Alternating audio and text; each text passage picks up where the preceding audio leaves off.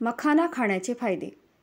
मखाना हे एक पौष्टिक आणि अनेक प्राकृतिक औषधी गुणधर्मांनी युक्त असे कमळाचे बीज आहे.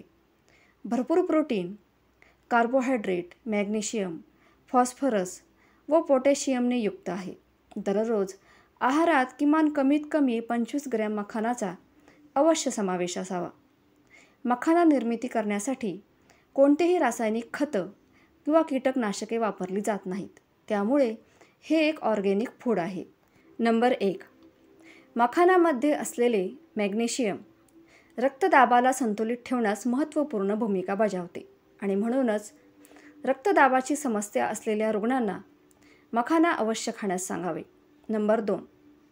ज्येष्ठ नागरिकांना दिवसातून कमीत कमी 2 वेळा मखाना खाण्याचा सल्ला दिला जातो, कारण मखानामध्ये कॅल्शियम मुबलक प्रमाणात असते. त्यामुळे वाढत्या वयासोबत कमजोर होणाऱ्या हाडांना पुन्हा बळकट करण्याचं काम मखाना करते. नंबर 3.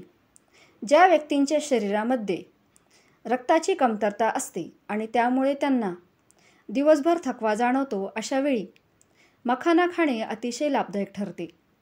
कारण मखानामध्ये भरपूर प्रमाणात लोह असते, जे की रक्ताच्या कमतरतेला भरून काढते. नंबर 4.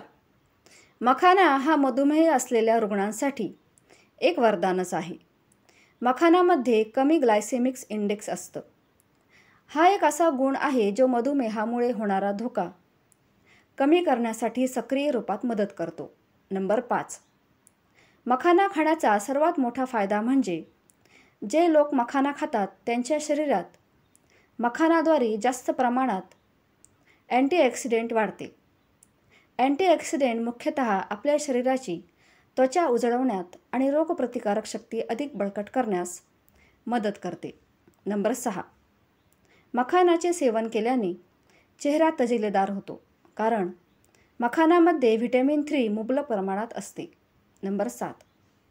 मखाना हे कमळापासून तयार झालेले थंड प्रकृतीचे बीज आहे. मखानाच्या सेवनाने मानसिक ताणतणाव, चिडचिडेपणा कमी होतो. नंबर 8. मखाना हा ब्रेकफास्टसाठी एक उत्तम ऑप्शन आहे.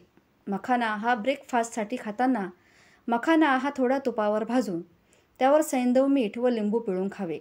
नंबर 9. मखानामध्ये फायबर असल्याने पचनक्रिया चांगली राहते. नंबर 10.